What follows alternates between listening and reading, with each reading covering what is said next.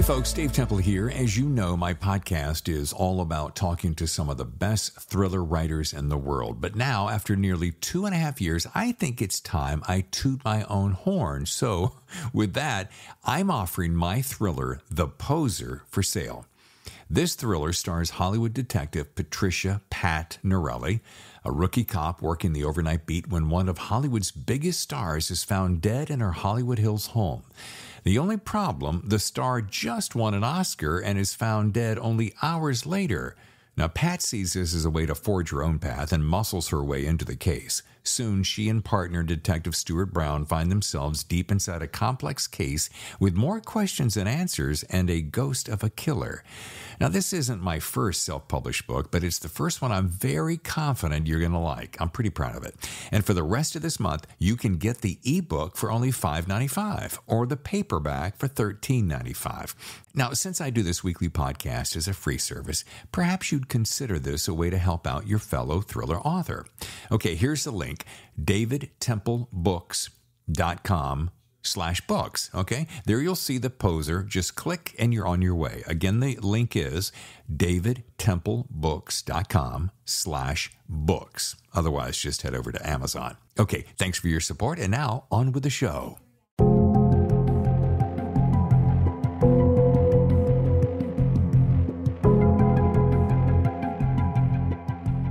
Hello, and welcome to the Thriller Zone, the podcast for thriller seekers everywhere. I'm your guest host, Tammy Temple, and on this evening's podcast is David Temple, our guest, who is launching today The Imposter, the second book in the Pat Norelli series.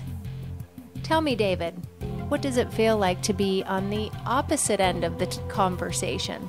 It's completely different because I like being on this side where I start off telling about what the show's going to be about and who we're going to be speaking it with. But yeah, it's a little bit different, especially when it is my lovely wife. A little nervous? Oh, just a wee bit. For the audience, we have not rehearsed this. David is not aware of my questions, and I have taken full control of his podcast. Which tells you a little bit of something about him. Yeah. There's a huge trust value in that I'm taking control, and also that he likes to have a fair amount of control over his podcasts. He's very particular and clearly a professional. Thank you. So, what is special about today, David? Well, I launched The Imposter, book 2 in the Pat Norelli series, and I am really excited about this particular book because it's a slight departure in that it picks up 1 year later. You know, when I set out to do The Poser, which was book 1, I wasn't sure if it was going to be pure thriller, pure mystery. It ended up being a little bit of both. I was very happy with that book. We had great sales. And then I thought, how can I make it better? So here on the day of, I've sold not as many as I would like, even with all my social pimping, but, you know, it's all part of the process. You have very high expectations, and you've done a great job in your sales for today. Let's talk a little bit about, for people that are out there listening to this podcast, let's step back and share with the audience, because I'd like for them to feel the interest, the enthusiasm, opportunity to engage with how the Pat Norelli series came to life. It was originally going to be Pete Norelli, if you want to know the truth. I had this guy in mind, and I thought I came up with Norelli, Italian, Pete, because it was an average guy name. And I got the opening scene within minutes. This is an opening scene that I wrote in 1997 in one take. It's about a page long. Very gripping scene, and I just put it on the shelf. It wasn't until however many years later that I ran into an agent at an event at Writer's Digest in Los Angeles, and she said, "Hey, what would you think about making it a woman as the lead protagonist?" And I'm like, "That's interesting," and I got no problem with that. And within minutes of sitting down and looking at the script, I'm like, "Oh, Pete and Pat, of course, brother, sister," because I had this germ of an idea of a sister when it was Pete, and it was based in Palm Springs, outside of LA. But it's funny, the wife remained the same, and he originally had one daughter. He has now two children, which I can go into later, why I named them what I named them. And so when she made that suggestion, I'm like, okay, I can do that. And I retooled the whole story. Took me a couple of years, and it was way too fat. And when I followed up, she said, it needs to be about half of that. Well, the mystery was built upon this series of dominoes. So if you pulled out one domino, it might not trip the next one. So I had to kind of restructure it. But that's how it started. And then when I committed to it being a woman, I saw her, I heard her, and I had her instantly. And she's as real to me, almost as real as you sitting there right now. There are a few things that come to mind about this story, and I recall it was in the fall of 2016 when you went to the Writer's Digest conference. Right. You came home, and you were excited about the possibility of crafting your first mystery. Yeah. And that in itself, because you had basically been writing... I call them military thrillers. I'm not in your world. What would you call them? They are military thrillers. I mean, they're not Vince Flynn and Jack Carr and Tom Clancy, but it was a version of that. And it was Carter Matheson, this guy that I just kind of dreamt up one day that I had developed in another story. And everyone was so drawn to him that I just kept going with him. But he's, I've always liked the character that is a man's man, off the reservation, wants to go his own way. He has his own agenda. It's often about revenge or retribution or redemption, the 3 R's. And he comes out of retirement to take on a special project. Kind of cliche in that everybody does that, but I had just started writing like full time, and I thought that's what I wanted to do, and I came up with him, and it just kind of fit. So the Carter Matheson stories were quick reads. They were really interesting. It felt like you embraced that character, and the writing was very natural for you.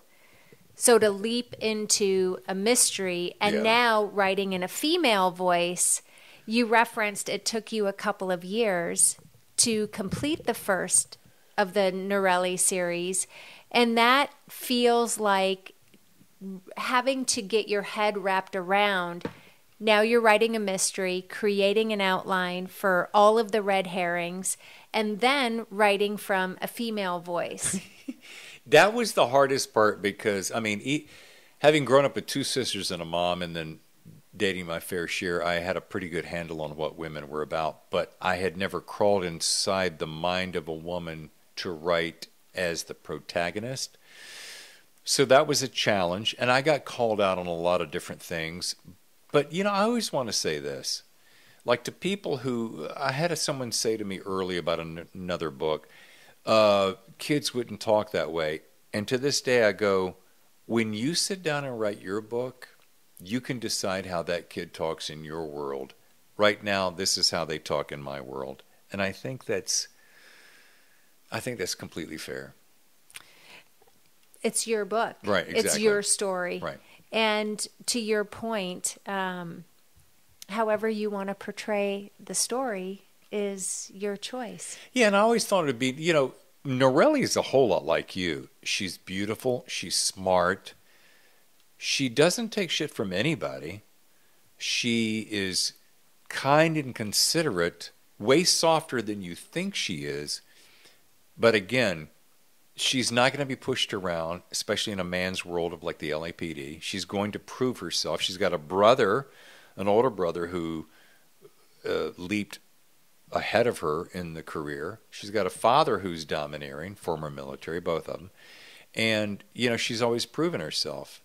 And I just thought it would be really cool to have, I remember saying in a blurb on one of my social media ads way back when, like, if you took Bosch and gave him really great legs and made him a beautiful brunette, that would be Norelli.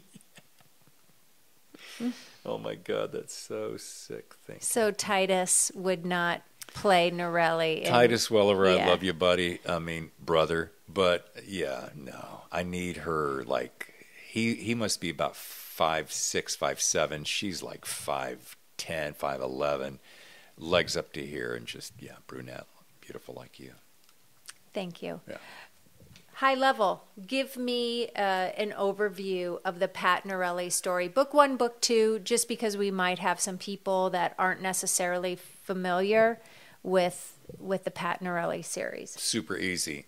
Pat Norelli is working the late shift. Thank you, Michael Conley. Third shift, overnights.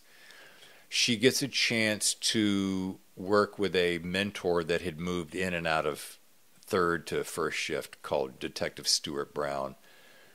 A murder case comes in Hollywood. A starlet is found murdered. She gets, because she's coming off the shift, she teams up with Stuart. They go see the evidence. Everyone's going, oh yeah, suicide. And something about it just strikes her as not right. So she watched patterns and habits, and she went to her boss and said, look, give me this case. Just let me prove myself. If I don't do it, you can fire me. It's a Hail Mary. And he's like, you're a pain in the ass. Yeah, okay, we'll do it. She takes the case, and between her and Stuart Brown, they crack it. It takes a while. It's full of really interesting characters. The Poser's probably one of my favorite books I've ever written. And so they crack it. However, spoiler alert, he gets away. So 1 year later, having haunted her in having haunted her in her dreams, she sets out to remedy the situation. Track him down. So the imposter, without giving away too much, the story opens with her connecting with a friend. That friend turns up dead, and somehow the evidence points to Norelli. Norelli's like, that's total BS, and I think I know the signature of this person. And lays it all on Red 26 and says, I'm going after this guy. This is right before she's told, oh, and don't leave town. So she's fighting for her freedom. Yeah. She's fighting for her career. Yes. And then she has this personal vendetta to take down this guy that has wreaked so much havoc in her life and in her personal friendships. Yeah, and what makes the first story so interesting is she is going about her business. She's got a little bit of a drinking problem. She's got a little bit of a promiscuity problem, we'll call it. And her boss, the captain, says, look, why don't you just try to dial this in and go get some help? And she dials into this particular therapist, and he isn't what he appears. And, part of his magic is being able to get inside the psyche of someone. And he has a couple of different tricks up his sleeve. And P.S., this is all based on research. It's all legitimate. All of it's doable. This is not, a fantasy book. And then, with book 2, he can't get her out of his head as much as she can't get him out of his head, for whatever reason you want to say it is. And so she rolls the dice, throws a Hail Mary, and goes after him. And it's an international chase. You mentioned research, and the story is not some pie-in-the-sky imaginary scenarios. Tell your audience a little bit about the research that you go through to create or to bring your books to life? Well, first of all, I love me some Google flyovers. I learned this trick when I was living in Manhattan. So we had the good fortune to be able to live in Midtown, and then I would go from coffee shop to just write. But as I would sit on particular corners, I would look at the buildings around me, and then I would envision what those buildings would be in my story. And then I discovered Google flyovers, and then I could actually fly over the city, and that would expedite my story. So I use that technique in this particular story, The Imposter. And I have this fascination, for whatever reason, with Australia, and I just love it. I've never been there. It's so much like a lot of the parts of America. And I thought, I'm just going to use that as one of the home bases. So that becomes part of my research, and I go into great detail. The hotels and the restaurants, even the cabbies, it all has to be real, so that if anyone is living inside Sydney or Melbourne or Brisbane, they can say, oh, the guy knows what he's talking about. And then, having lived in Manhattan, both of us together, and then me one other time doing a radio show, I know that city really well. So I like to integrate restaurants and streets and avenues. I did that in Knuckle Down with Carter Matheson, being able to tell so many different things, terrain-wise and otherwise. But I really like to make the story as real as I get right up to the edge of reality, and then I bend the truth. Does that make sense? Absolutely. And I've read your reviews. Here. People do speak to the fact that reading your stories, they feel like they know the areas that you write about. Yeah. I take very little liberties with that, and if I bend anything, I will, logically, I might name the restaurant something differently in case they don't want to be mentioned, or and I'll take certain liberties with that, and I'll embellish tiny things, but I really do like to stick, for whatever reason, as close to it as possible. I will say that our bookshelves have swelled significantly over the course of the last few years, from books on forensics, AI, several things that I never would have thought would be in my book library are all of a sudden in our library, based upon all of the research that you do. Yeah, there's a guy that I met at Thriller Fest in 2019, and I'm going to drop his name right now. For some reason, I can't recall it. He's so well known, so I feel like a complete idiot. But he's big into forensics, so I picked up Forensics for Dummies because I knew that I had never been to an autopsy. I'd never seen a lot of those things. I'm going to go to that eventually, but I just didn't really have the stomach for it, and I needed to learn a lot of things really fast, so I picked up that book. But yeah, artificial intelligence, cybersecurity, which is going to be featured in my next book, and I've already started reaching out to cybersecurity specialists. But I've seen all the greats do this. Don Winslow, one of my favorite authors. Jack Carr is probably off the charts with his research. He takes it to a biblical level. I don't even know what that means, but it's pretty crazy. Meg Gardner will do things with words that I had never seen, so I have become a lover of the thesaurus. But yeah, I do spend quite a bit of time investing in books that can expand my knowledge base and inspiration as well as anything. I noticed too, as it pertains to those particular authors and a few other authors, you'll walk out of your office and you'll make me stop what I'm doing and give me a sentence. And we'll kind of hang on that sentence. Like, wow, what a well-crafted sentence. Yeah. It kind of is an art. I never really thought about that until we started going down this road. And words and sentence and structure and meaning became very prevalent in our conversations. Yeah, Cormac McCarthy has a way of crafting a sentence with no punctuation, by the way, which is a little off-putting, that you won't ever really cognitively think of. probably one of my favorite authors for this specific thing, and I'm so excited to say she's going to be on a future show, is Meg Gardner. She can craft a sentence that is so rich and so colorful and vibrant, that uses words in such a way that I'd never heard, that I'm completely mesmerized. And, you know, there are people who say, write what you know. I've always heard that, but I also like to write what I don't know, because I like the discovery. The discovery to me is half the pleasure.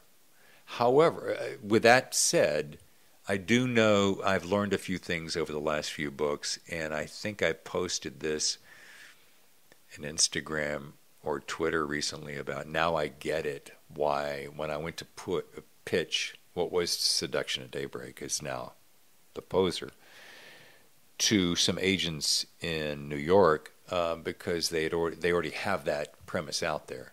So now I'm starting to get the feeling, especially after talking to KJ Howe of Skyjack fame, and she said that she had learned from David Morrell that you truly do write from your experience base, and that's why this next book is going to be so significantly different.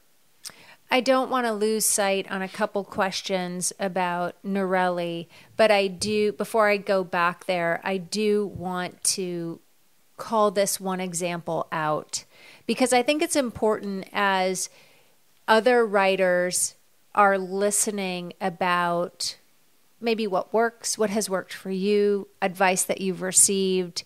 You had an experience with Tony Eldridge, the producer of the Equalizer series. Yeah. And share that story, because I think it's significant for what you just said. Yeah, so I'm at Thriller Fest, and you get to pitch agents or producers, and I sit down to Tony, a super nice guy, very talented, did all the Equalizers, like you said, and his wife, Tori's really a talented writer as well. And so we're sitting there, and I'm talking about the pitch, and this is what's so key. I do the pitch, and he goes, he almost started tuning out instantly, and what's up, Tony? And this is the pitch for Pat Norelli. This is for Pat Norelli. Series. Yeah, for the series. And he goes, yeah, no, that's not for me.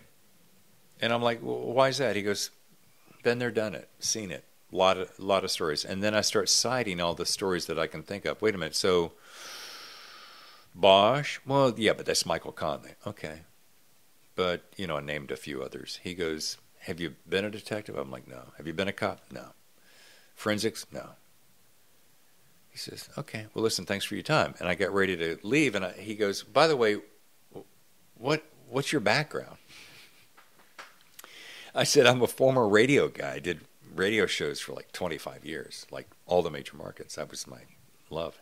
He goes, why don't you write about that? I'm like, who wants to hear about that? And he goes, I would. He goes, I'd buy that right now. And I'm like, oh, my God. And I reflected back to a moment when you had made this comment about, why don't you write exactly what your background is? And I'm like, yeah. And at that moment, I went, okay, well, that would make sense because I know a whole lot about that. And then I mentioned this to KJ Howe on an early Naked Monday podcast. And she completely took off on that and said, yeah. And then my favorite moment probably of this year, you and I are having lunch with Don and his wife, Jean, Don Winslow, and we're right here in Encinitas, and he makes a comment about, what are you working on? I'm like, well, I think I'm going to do this story next about such and such. And he goes, what would it involve around? I'm like, radio. He goes, oh my God, I love radio. Radio is one of my favorite mediums. I just need that, blah, blah, blah. And he went on and on. I'm like, wow. I'm like, yeah, I'm going to incorporate my career of radio into that. He goes, I love it. What's the title? And I told him, which I won't mention. And he goes, oh my God, that's great. And at that moment, it all just kind of crystallized. I mean, between you and KJ and him, and I'm just, sometimes you just have to get something beat into your head a couple of times. And then I'm like, okay, that's it. And so I'm going to put Norelli a little bit to the side. I'm not getting rid of her or Carter, but this other is burning a hole in my brain, and I've got plenty of material on it. I mean, 25 years of a professional career, and I've thought about it for decades, so that'll be next. You just also landed on a question that I was going to ask you. So for everyone out there who, what I've heard is women want to be her, guys want to date her. What's next for Pat? That's such a great question. I have one of two thoughts. If you read the story, you'll find out that there has been some seismic shifts in her life. Seismic. From boyfriends to her parents moving to her daughter going away to college. And I have a very specific idea in mind that I want to do with her next. And if you read The Imposter, well, if you read The Poser, you'll get a sense of her journey, her broken journey.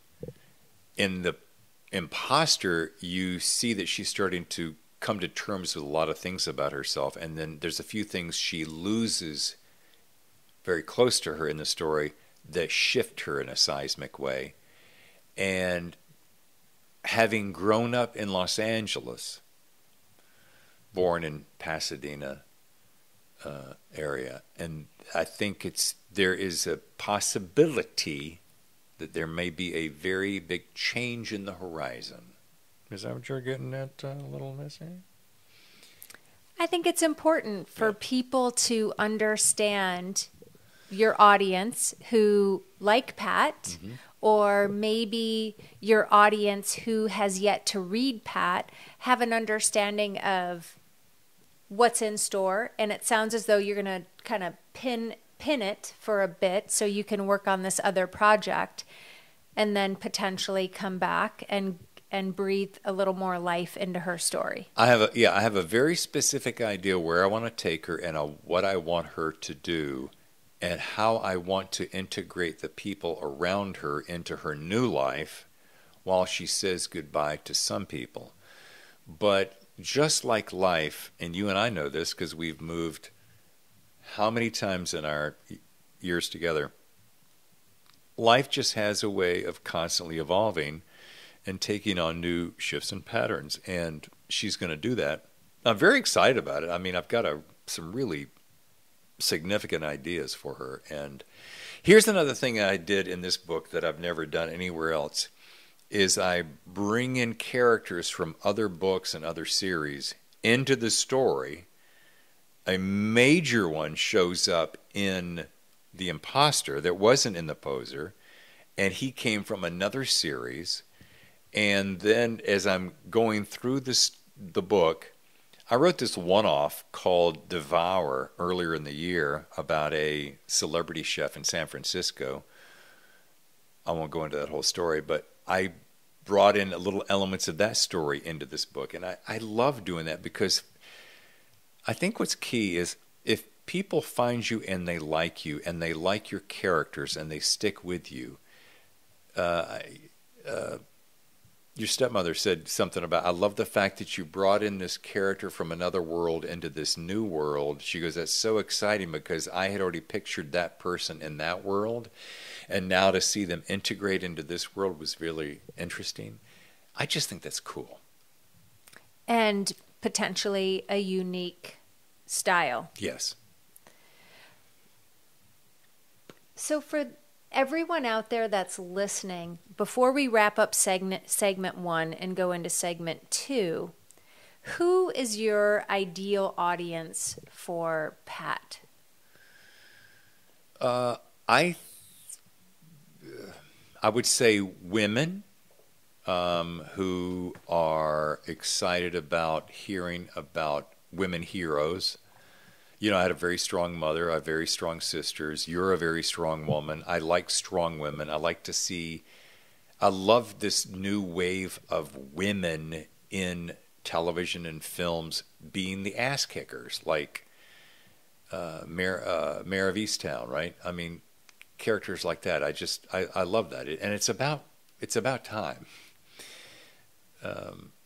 So I really like that, and I would like to see more of that. Does that?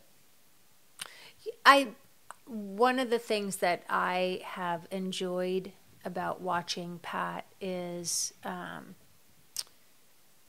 there's a little rough and tumble to her in the first book, and she got a little softer in book 2. Yeah, I think it's nice to have a strong female presence, and I think in the past, at least what I've grown up around, is you're soft and marshmallow, or you're snarky and you're just not a nice person. You're just kind of brash and edgy. There's no middle of the road where you can be feminine and strong and have boundaries, but you don't have to be rude and crass. Right. There's a little rough and tumble to her in the first book, but I agree with you.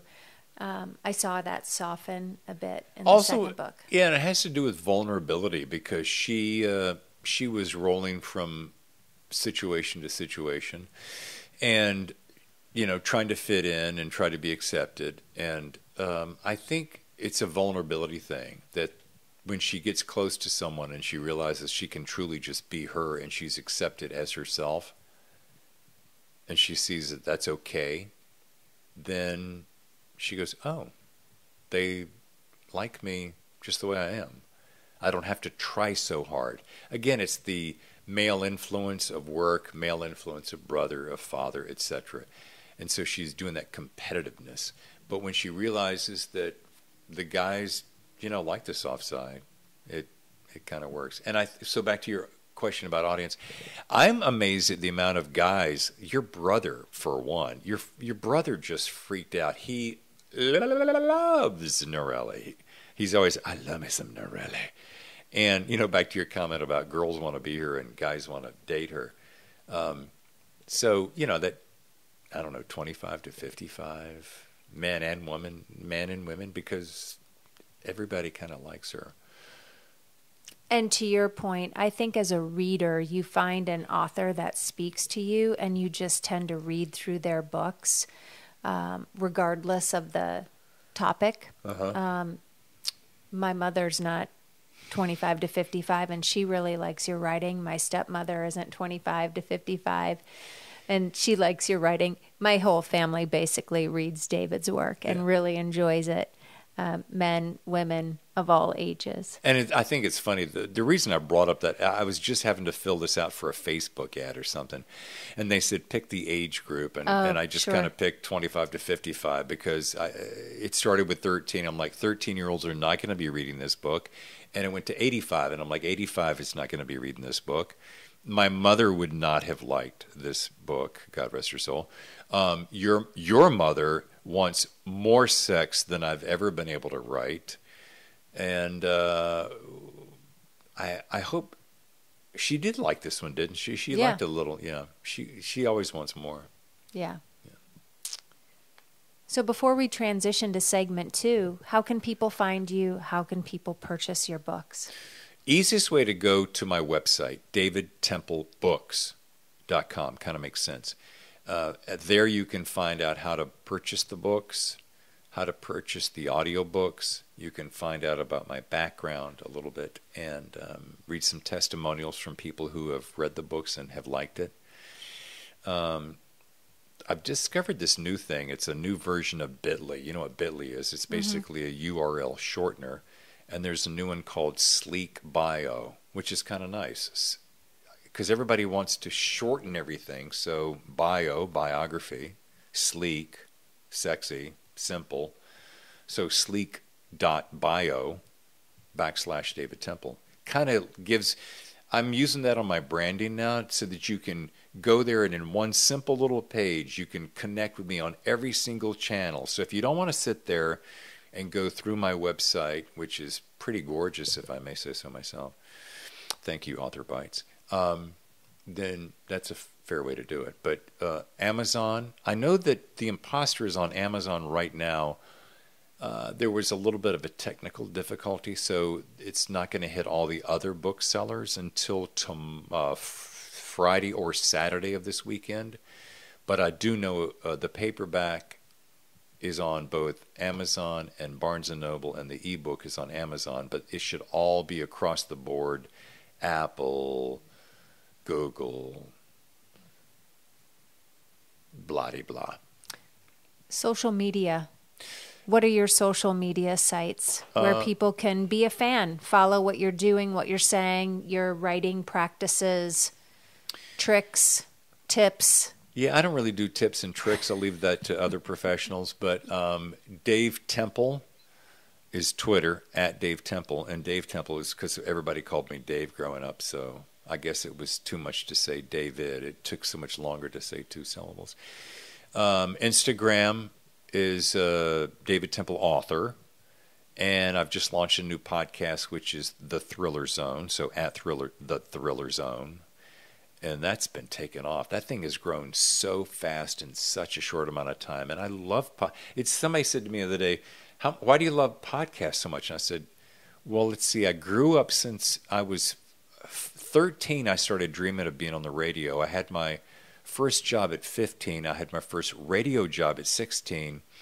And then I just catapulted from there because that's all I wanted. And that is my number one favorite thing. It's always been my number one favorite thing. And so the Thriller Zone, I've jumped into that with 2 feet, and I'm not looking back. Naked Monday has been fun, and I'll come back around to that every once in a while. But for branding sake, I'm just sticking with the Thriller Zone. What else? Twitter, Instagram, and LinkedIn. People can find you there. Yeah, David E. Temple. I don't really spend much time there. I've got a huge network there, but I don't know why I just don't spend much time there. And then Facebook, but I'll be honest with you, honey, Facebook confounds me a little bit. It confuses me. It's changed so much since, the early days, like 10 years ago, I was way too obsessed, spent way too much time there. And now I don't. It's confusing to me, but I'll get back to it. You're very good at that, so I'll ask for your help. Okay, so we've covered Pat Norelli, The Poser, The Imposter, which launched today. Congratulations to great sales. Thank you. We know where to find you on your website. We know how to buy that book, and we know how to connect with you on social media platforms. Anything else that you'd like to share with us before we move into the next part of the Thriller Zone? I would say I would give great words of encouragement. I have recently made friends with a gentleman, Eric Bishop, who is writing, has a book called The Body Man. And I want to say to the writing community to surround yourself with mentors. I met Jack Carr early on, just before he blew up. And I've watched him from afar, and I'm in such high admiration of his talents. Eric Bishop is on the edge of blowing up with The Body Man. That's coming out in November. And I dip in and out of other social sites where I get to communicate with guys like Don Winslow and Harlan Coben and Don Bentley. And I would say the best thing you can do, well, the number one thing you should be doing is writing. I mean, if you're not writing, then you're not a writer and you'll never get anywhere. The second thing is kind of surround yourself with people who believe in you and encourage you and support you. And thirdly, of course, surround yourself with loved ones like you, friends and family who, when the going gets tough, they'll go hang in there. Because, it's I'm from a career that was surrounded by a lot of high-profile personalities in the spotlight, New York, L.A., Chicago, Detroit, Philadelphia, and on TV, radio, film. And it's a very heady experience. And when you're taken out of that, it can be its own situation. But then you transfer into writing where it's solitary and you can go weeks and months without a lot of interaction. It will change you. And I just think it's my word of encouragement is to find people and find things like Thriller Fest that KJ Howell runs out of New York, and all these different writing conferences, and get involved in them, Boucheron and things like that. And absorb yourself. I mean, I learned more in how many days was I in New York? Like 3-4 days? No, you were there for, I want to say it was just shy of a week. Yeah, I learned more and did more networking than probably any other time in my life, almost. And I would just encourage that. And that was the Thriller Fest. Thriller Fest. Which 2019. is also doing virtual events until they feel comfortable to move back into a face-to-face gathering. They're doing one right now. I actually made a comment on social media about that. Several people told me how to be able to access that video footage and so forth. And I would highly encourage you. ITW, International Thriller Writers is the group, and it's worth every single penny. Tell KJ I sent you and get a % discount or something. Anyway, it's just amazing to do that, and the support group is phenomenal. What was the best money you ever spent as a writer? The best money I ever spent as a writer. Thriller Fest. I met amazing people. The thing that was so cool is you sit at home and you read all these books and you really are absorbed by them, and then you get to sit down with those authors. John Sanford, I get to hang out with John Sanford. I've been reading John Sanford, the Prey series, since college. That's just amazing. And then, again, the networking. Merrill Moss of Merrill Moss Media that hooked me up with Book Trib that did some reviews for me and did some publication for me this week. I met a great guy out of Australia, James Gregory. We've become. He was one of my first podcasts on Naked Monday, and he's a former detective turned writer. Frank Safiro is a cop up in. I'm sitting there going, is it Seattle or is it Oregon? And just meeting people and networking. And this is before COVID. So yeah, back to the thing about bringing it back. I think they're going to bring it back in the next year or so. I hope. There's nothing like hanging around person to person at events like that. So conferences, the right Huge. Conference for your genre would be the best investment, one of the best investments that a writer can make. 100%. For so many different reasons. And there's something about getting away to an environment that is nothing like the one that you're in that allows you to kind of like wipe the slate clean and you're fully immersed in it. There's nothing quite like it. You've named several authors during the podcast. What other authors are your friends or are you friends with? And how do they help you become a better writer? I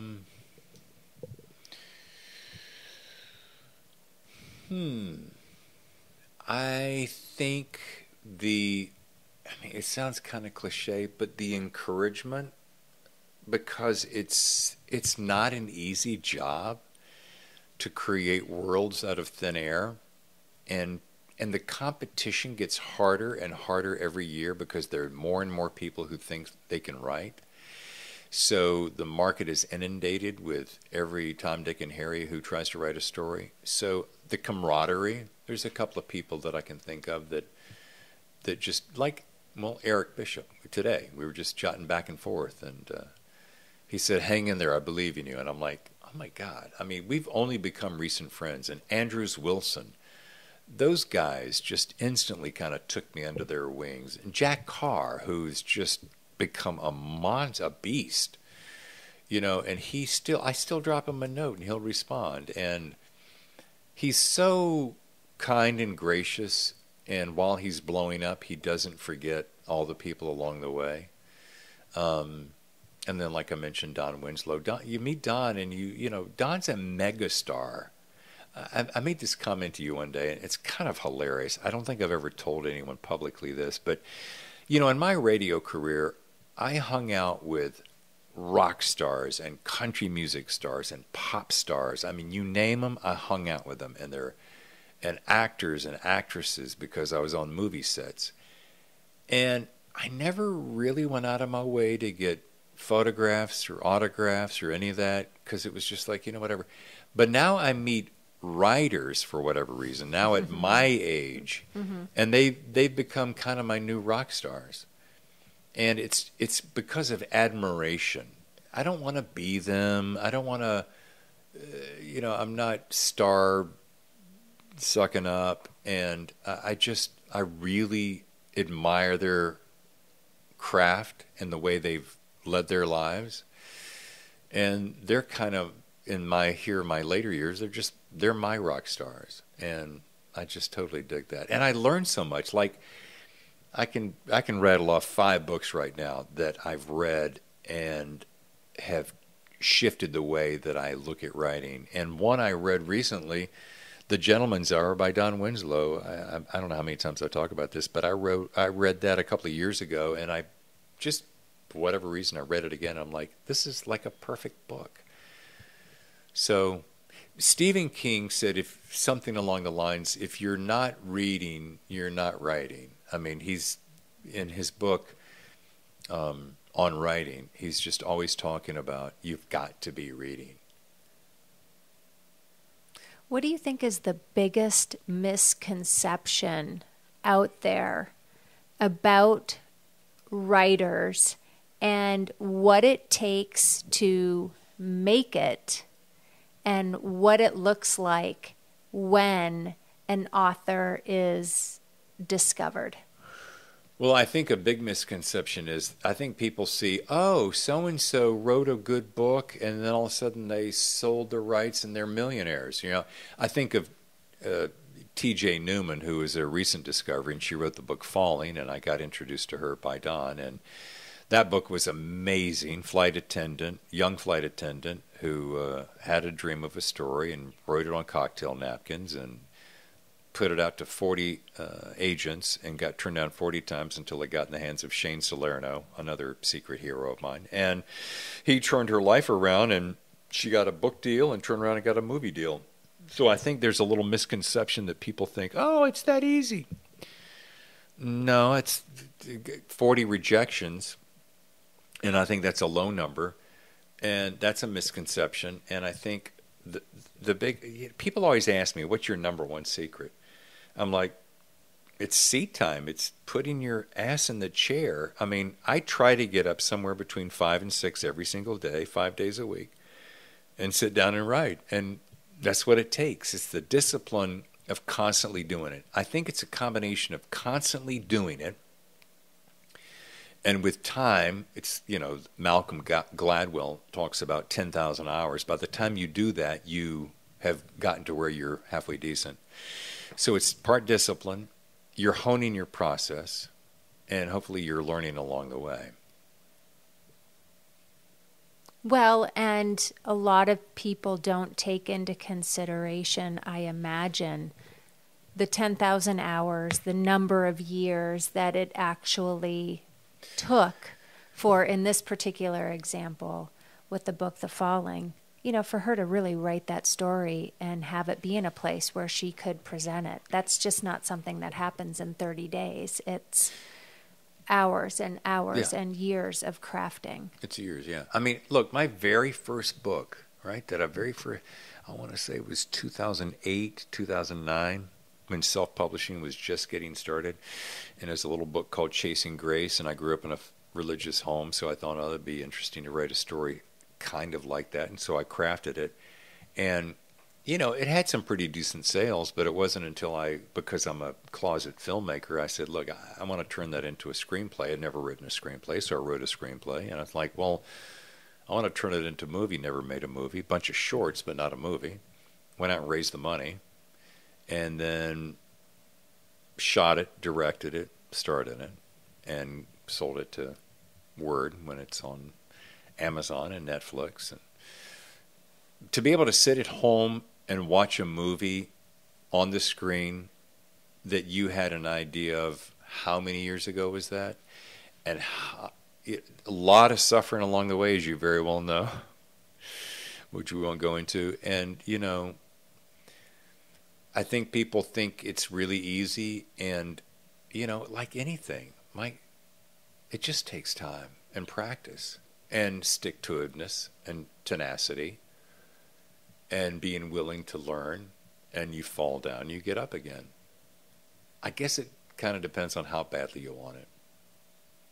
And with that, you become, I would imagine, a jack of all trades. Yeah. You're a graphic artist for a book cover.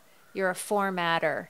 You are the social media strategy hat wearer. You're the social media activator. You do it all. And does that change when that person then becomes discovered, or do you have to own a fair amount of that as you move through the process? Well, I think a lot of people think it's a misconception that when they get that book deal, that they can just kick back and let everyone do the work for them. But I've heard this 100 times, that it's just as hard. You're doing just as much work. The difference, I think, is, and I think Jack Carr probably does this, I know that I would do it. I've always been fanatical about learning every aspect so that I knew it, so that I could do it. Number one, so I could know how to do it. Number two, I remember the very first time I ever went to someone and wanted to get a website built, and he said it was like $3,000, and this was like 2 decades ago. And I'm like, I'll learn how to do it myself. And I sat down and taught myself how to do coding and WordPress and la la la la la. And I've been that way ever since. The difference now is, and yeah, you're right, I plan the strategies, I do all the artwork for all the ads, I have done book covers, but I am now handing that off to great people like Raphael, who did The Imposter. And, you know, one day I want to get to the point, because I'm a leader and I like to run a team, which you don't do generally as a writer. And I would love to be able to eventually have a media person and a social person. And, you know, I want to hire you as my executive director of all of this one day at my first. I mean, this is, I daydream about this every single solitary day, folks, I promise you. And, have you as a strategist and an executive producer, because of the way you can handle so many things. But that is so key, to have a team of people who get it, and their expertise is their expertise. But until then, you got to put in the work. You got to do it. I mean, I'm working on an audiobook right now for Frank Serifo, and I'm going to turn around and do my own audiobook for The Imposter. I did it for The Poser, and that did remarkably well in sales, even though somebody beefed me because I couldn't do a woman's voice. And I'm like, well, you got me there. Everyone has an opinion. Exactly. People also commented on the sound effects in the audiobook of The Poser. They really liked that. Yeah, thank you. I really enjoyed that. I mean, again, that's the radio background showing up. And I've always liked radio theater. Even when I was a kid, I was listening to radio theater from the 30s and the 40s. And I love that medium. And I saw Don's eyes light up when we were having lunch that day, talking about the magic of radio. And the thing about radio is it's so personal. Like right here, you and I are within 6 feet of each other. And you know, we get to do it our way, and you get to connect on this level. And television's not that way, having worked in that. Film's not that way, having worked in that. Music's not that way. There is nothing like radio, which is why I think podcasts are so friggin' hot right now, because first of all, everyone thinks they can do it. And second of all, it's pretty easy to do it. The key is doing it well and doing it consistently. But anyway, yet I digress. How about a little fun? Yes, please do. We're going to close tonight's podcast with some guilty pleasures. Oh, okay. So we're going to wipe that slate clean. Okay. Books, seriousness. Yes. And we're just going to be playful for our audience. I love it. By the way, you're a great interviewer. You're a great host. Well, thank you for letting me be your guest host this evening. Yeah, you're amazing. It was kind of funny to watch you relinquish control. Although you tried to hold on, but you let go. Yeah. So what's the fun? The fun is about guilty pleasures. So let's just talk about you live in Southern California. Right. Not in New York. Right. So clothing has definitely changed. Oh my God, yeah. What's your favorite clothing line and why? Oh, wow. Day to day, you get up, this is kind of your uniform. Okay. My shorts are one of two things. They're either Viore, which actually is based here in Encinitas. It is the best combination of materials, strategy, and wearability. It's phenomenal. And the other one is Prana, which is quality, and you think it's going to be yoga, but I think I got first introduced to them from our hiking days.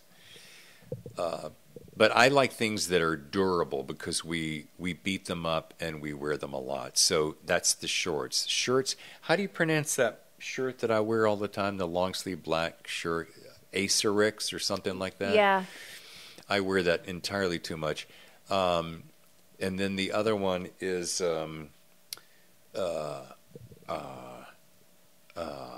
what's that with the three stripes on my shoulder? I can't remember. But Viore's a big one, and then flip-flops are either rainbows or the ones I'm wearing right now. I can't see that brand. It's the one you called out the other day with the little smiley face. I can't read that little thing. Oh, Sanuk. Yeah. Yeah, I think that's it. That's probably my... Mack Weldon. Mack Weldon's another good one for softness. Casual, soft, yeah. nice colors, nice fit. You don't feel like you've put on a one-size-fits-all tent. No. Moving from New York to here was a huge difference, right? We're wearing wool and gabardine and polished cotton and just great shoes and sophisticated. And you come here, and if you're wearing dress shoes, people are like, you going to a funeral? I mean... Well, that's the nice part of the style that Viore has created, Yes. is that you can run around town in their apparel. You can take off shorts, put on a pair of jeans and one of their jackets and shirts, and you can roll into any restaurant and be appropriate.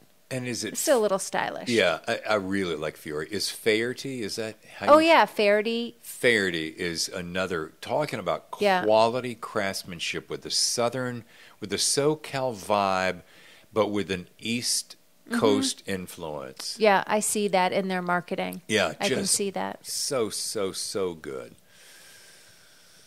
So good. Okay. That was fun. Favorite album? We're talking vinyl. Oh, my God. Okay. Guilty pleasure. I'm at a board meeting at night, so you're here on your own. You're just going to Got it. not necessarily rock out, but you're just going to put on something. What is your go-to vinyl? All right. Well, and if I had a tube-run Macintosh receiver with a really super high-end turntable, that would really make it. It's going to be, if I'm in a chill mood, it's going to be anything by Miles Davis, probably Some Kind of Blue is the first one that pops into my head. If I'm in a rockin' mood, it's either going to be Boston, anything by Boston, Don't Turn Back, you know, any of those, or, okay, yeah, you didn't give me a multiple choice. Eagles, probably Hotel California. I never get tired of that album. Anything by Boston. America is, if I want to just kind of chill, 70s style, it's America. Yeah.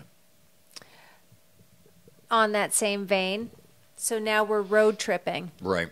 What is your favorite Sirius radio station? Sirius XM 70s on 7. 70s on 7 with PJ McKay, everybody. 70s on 7, and they all talk like that. It's 20 minutes after the hour. Yeah, 70s on 7. That's been a good time. It is. And Casey Kasem on American Top 40. Yeah. Oh, God. I grew up with that. I love it. What is it about the 70s for you that you connect with? Oh, besides the fact that I grew up in them, to me, it was the quintessential era of hip, great, earthy music coming from just people. Yeah, there was a lot of drugs and la, but it was just real, true blue rock and roll. The Who, Guess Who, the Beatles. Well, that was a little bit earlier, but Eagles, Rod Stewart, I could just go on and on. But it's that organic, earthy. They were talented, great lyrics. Like, you can't not listen to Eagles or Elton John, Dan Fogelberg, James Taylor, and not hear really great stories. Just great frickin' stories. Like the stuff I'm listening to today,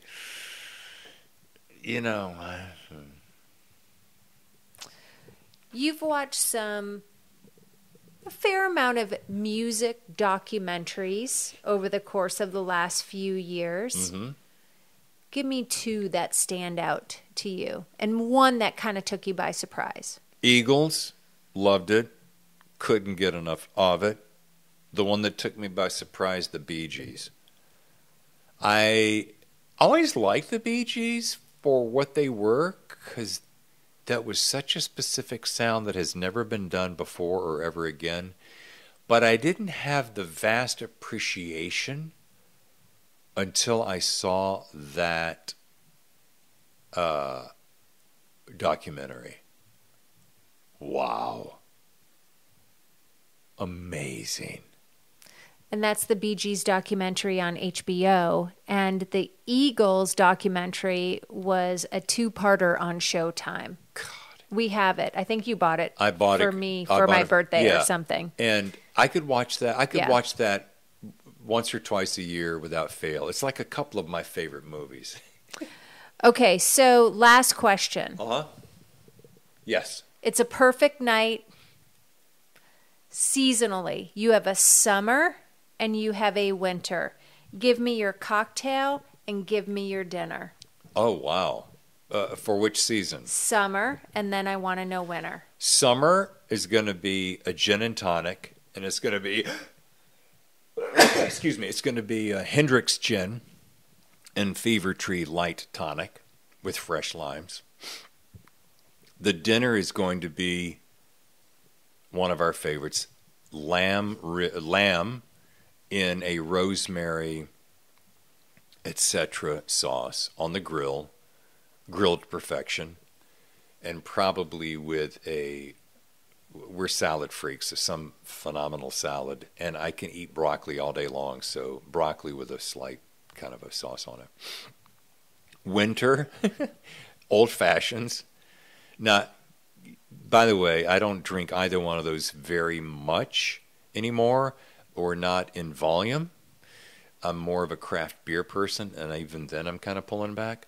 But old fashions, and the dinner would be probably a ribeye, a baked potato with real butter, sour cream, chives, bacon bits, cheese, with a side of broccoli with butter, and yeah.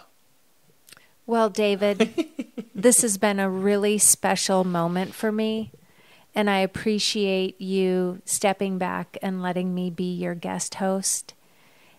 Sitting here interviewing you on the day of your release of The Imposter and hearing the story about Pat and how she came to life, and hearing all about this fantastic network of author friends that you've created for yourself, this wonderful group of people that now surrounds you, and as they support and lift you up, you support and lift them up. It's been a wonderful seat along the sidelines watching all of this evolve and grow from the moment you came into my space in the fall of 2015. And I couldn't be more proud of you, and I couldn't be more excited for all that's in front of you.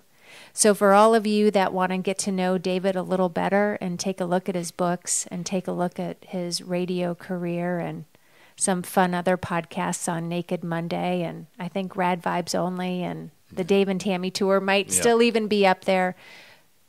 Give us your website one more time. DavidTempleBooks.com. Boom. And P.S., you do realize that I couldn't do any of this without you. Well, thank you. There's going to be somebody who goes, oh, yeah, whatever. But it's true. Between, when we very first met, one of the very first questions you said, if you could do anything for a year, and we were both pursuing 2 different careers, and you said, if you could do anything for a year, what would it be? And I went, writing. And you said, do it. And I've been doing it ever since. I've been going at it as hard as I possibly can. And between that quote-unquote permission, so to speak, and your encouragement every step of the way, when I think I really suck some days, and you go, honey, here's your favorite phrase, honey, you're a really good writer. And I know that's kind of like saying, hey, Ma, do you like my book? But, you're a well-read individual, and you have really good taste, and you have great instincts. And so, huge kudos to you, and thank you. You're welcome. Thank you for letting me into your space. Yeah, it's been a great space, and it's so much better with you. Thank you. And what's your big finale, Miss Host of the Thriller Zone? Who's your upcoming guest? I'm glad you asked. Joe Goldberg, the author of The Spy Devils, will be on our next show on Friday, July 9th. He's going to be on the show, and we have some very cool guests lined up for the remaining Fridays of the month. But we'll just leave it with Joe Goldberg for right now. Very excited about that. Excellent. Signing off from Encinitas, this is The Thriller Zone with David Temple.